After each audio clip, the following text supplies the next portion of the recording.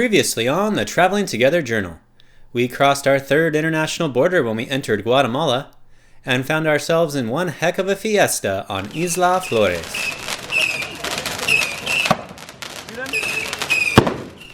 But the good times came to an end when we realized that our hard drive containing most of our unedited footage had crashed. Good morning. We are just about to head towards Tikal, and there are no dogs allowed. Although we've read some reviews, some other overlanders have smuggled their dogs in by placing them in the camper and kind of just leaving them in the camper. So that's what we're gonna do too. That's a good boy. You get to be on mom and dad's bed. We're headed into the northeast corner of Guatemala, an area comprised primarily of the Maya Biosphere Reserve, a massive nature reserve in which the Tikal National Park resides. The guards at the entry gate inspected the back of the truck, but somehow missed the 75-pound dog, so we bought our tickets and carried on. How did you pull that one off? Jagger just was super sneaky. That's why I was throwing some extra stuff back there. Yeah. So there would just be like a bunch of junk and it's all dark in there. Yeah. So it's hard to see. Yeah. And then I just opened the glass part, the top hatch. Yeah. And I dropped the bottom and was like, oh, all our stuff's falling out. And there's like, oh, it's fine, it's fine. So this is a ticket that says what time we entered the park, and they are going to check it when we get to the parking area to make sure that we did not speed, which for a while we were definitely speeding because it's just like a straight, easy road.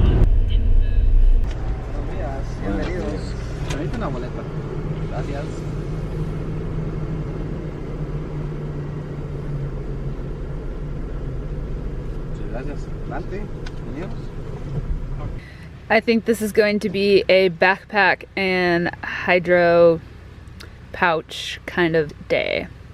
Plus, my backpack has a rain cover, so can protect all the camera gear if it so happens to rain, which kind of looks like one of those days where it could rain.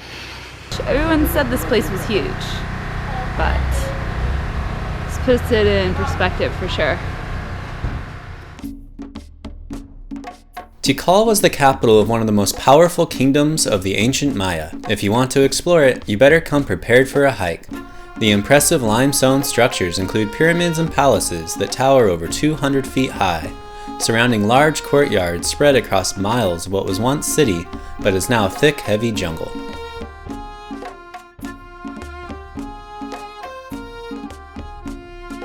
Some architecture at the site dates back to the 4th century BC, but Tikal reached its zenith around 500 AD. During this time, the city dominated much of the Maya region politically, economically, and militarily, until the 4th century AD, when Tikal was conquered by the distant but massive power of Teotihuacan from the central region of modern-day Mexico.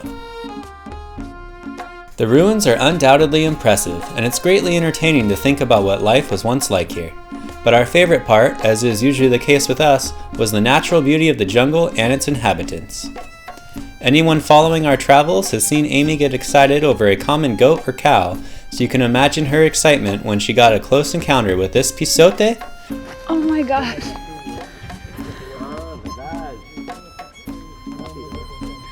Or these spider monkeys.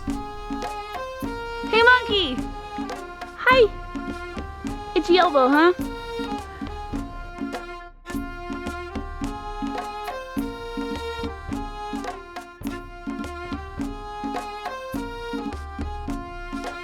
We thoroughly enjoyed our time at Tikal, but our broken hard drive was preoccupying our minds, so we were headed back to the city. We decided to go back to Neil's hostel on Lago Petén Itza, even though it involved a corrugated dirt road to get there. We knew we could get water taxis into town while staying on the quiet side of the lake and enjoying peaceful moments like this one. Morning, gang. On today's agenda, I'm still sick, so I'm going to mope around and feel sorry for myself. And we are also going to try to get our hard drive fixed. Our host at the hostel here is going to try to put us in touch with his IT guy, so hopefully we get that figured out. We're also going to try again on signing up for a Tigo phone plan while we're here in Guatemala.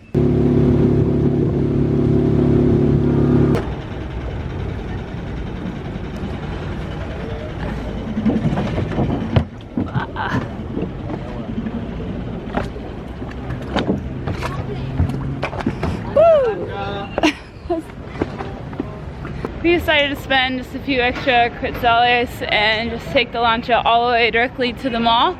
Pretty cool, really. Oh, it looks like a long queue. Alright, attempt number 4 didn't work out so well. Sorry about the music. They said the phone's not liberated, but I'm pretty sure it is. It's just not recognizing the Tigo chips. So we asked at the kiosk downstairs at the mall, and the young lady gave us an address to someone, a business that's supposed to be able to liberate the phone for us, so then we can come back and get a Tigo plan. Yeah, so we're gonna just actually try the place we're going to get our hard drive fixed. We're just gonna ask them if they can liberate the phone before we try to go to some other store. Well, we've broken open our hard drive, but everybody still looks a little stumped as to how to help us, which isn't good. Through a process of spraying the connections with contact cleaner and trying repeatedly, we eventually got the hard drive to work in short spurts. During those spurts, we transferred as many files as possible onto a new hard drive. This is taking a really long time, but it's working. So far, the little blue light is still on. But after a few hours, the hard drive completely refused to respond, no matter how many times we tried. So eventually we had to give up and hope that we had everything saved on our various backup drives. Okay.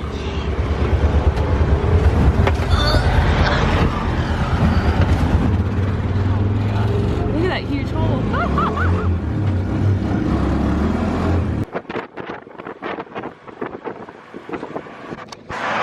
¿De dónde son, amigo? De los Estados Unidos. Ah, Estados Unidos. Qué bien. ¿Y andan trabajando acá en Guatemala? ¿Trabajando o paseando? Los dos. A los dos. Ya, los dos lados. Los dos. Está bien. Paseando y trabajando, ¿no? Viajamos, pero trabajamos en el internet. Ah, ok, ok.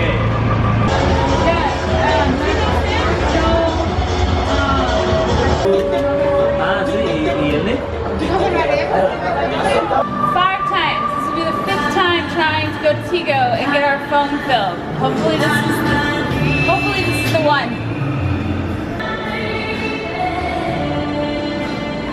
Alright, 5th time's the charm. We finally got our phone sorted out. So we're actually getting some stuff done. Look how excited she is.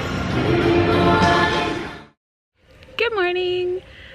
Today we are planning on leaving this place we've been camping at for a few days on Lake Petén, and we're gonna head through Guatemala towards a place called Finca El Paraiso. And I read something about there being some Spanish language classes. I've emailed them, but they never got back to me. So hopefully maybe we'll be there for a week or so, getting better at Spanish.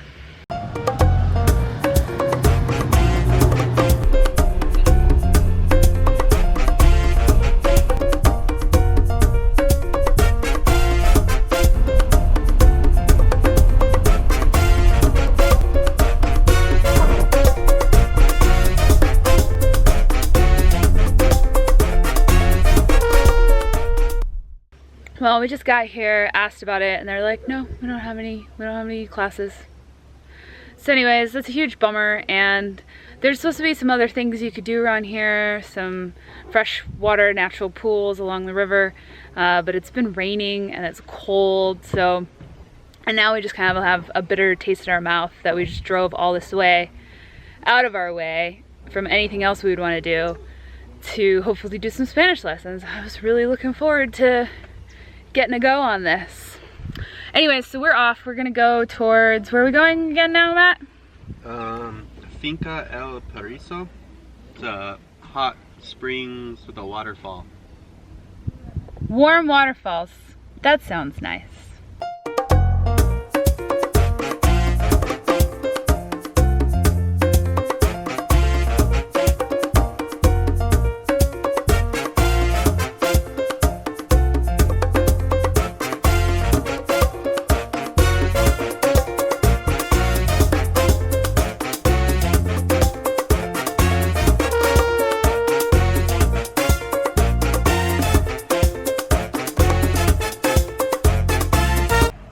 We're at a place, I think it's supposed to be called Finca El Paraiso.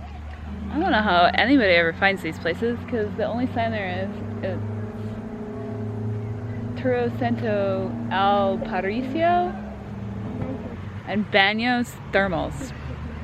So, yeah, we don't know where we're at or what we're doing, but we're hoping to get into a nice warm river. And these little kids are just following me around trying to sell me crap. And seem pretty amazed at this camera, I guess. Say hi! Alright, we're all suited up and we got ourselves a beer and we're gonna go check out a hot waterfall. Bienvenidos a Agua Caliente, brought to you by Pepsi Cola.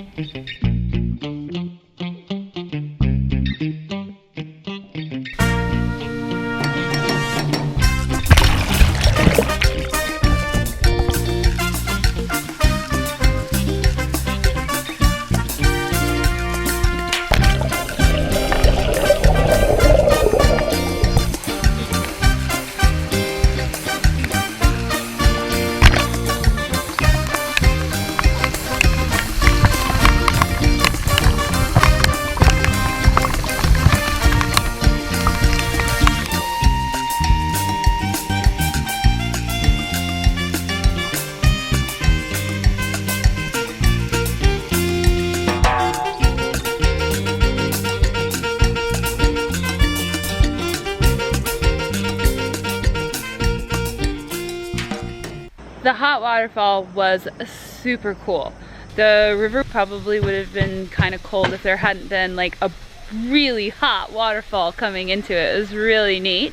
It was very apparent to us yesterday that this place does not get very many gringo tourists. They were super fascinated by us, really fascinated by the camera and the little screen up here, and that they could like see themselves. And the lady taking care of this restaurant property, she like wanted to see our bed and asked all about our kitchen and just thought it was all really, really neat. So I don't know, it's really fun to finally be somewhere where you can tell they just don't get a lot of tourism. And the waterfall was really super cool. And as you can probably hear, there's like a little puppy here that just really wants to play with Jagger. Jagger is old and doesn't care.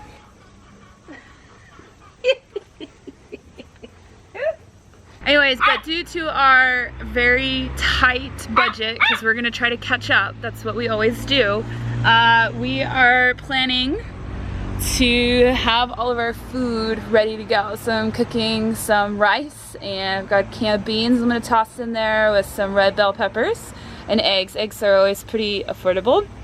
And then that way I'll have a big pot of rice and beans for us to enjoy if we get somewhere and cooking's really not a good option. We can just eat some cold rice and beans, but there'll be vegetables in it, some bell peppers. And then peanut butter and jelly. And even though peanut butter and jelly isn't like the cheapest stuff, making some sandwiches for us still ends up being way cheaper than stopping and eating at a restaurant. Where we're going today is Sumac Champe. Very, very, very popular spot in Guatemala. So it's supposed to be some really, really beautiful river and falls.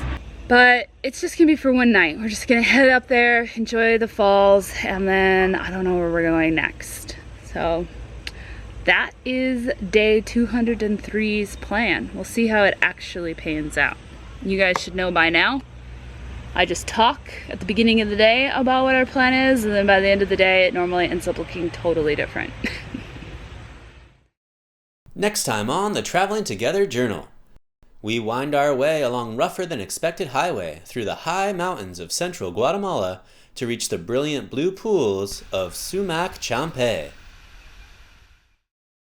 Hey guys, so we have a bit of a social question to ask you. It's something that Matt and I have spent a lot of time in the car discussing as we've traveled through Mexico and Central America, and in this particular spot at the hot waterfall, it became a hot topic because there was all these little children that we are going to just assume and perceive as poor, who were just blatantly, as soon as we got there, just asking like, un quetzal, and our initial instinct is to not give them money. This is based on from the conversations we had. But it was really bad at this place in the sense that there was kind of hordes of children asking for money, and when we wouldn't give them money, they just would stand there and just stare at us and occasionally be like, can we have that? Or can we have that? And eventually we ended up giving them our recycling. That seemed like a win-win. But maybe we shouldn't even have given them that, because are we supporting this culture of just bagging?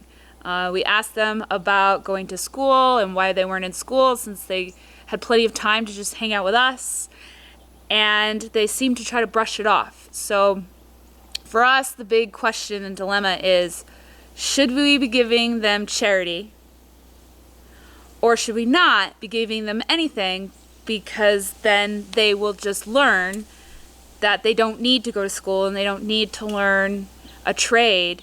They can just come and ask us for free things. So we're not really sure if we did do the right thing. Maybe we should have helped them out. What would you do? And what do you guys think?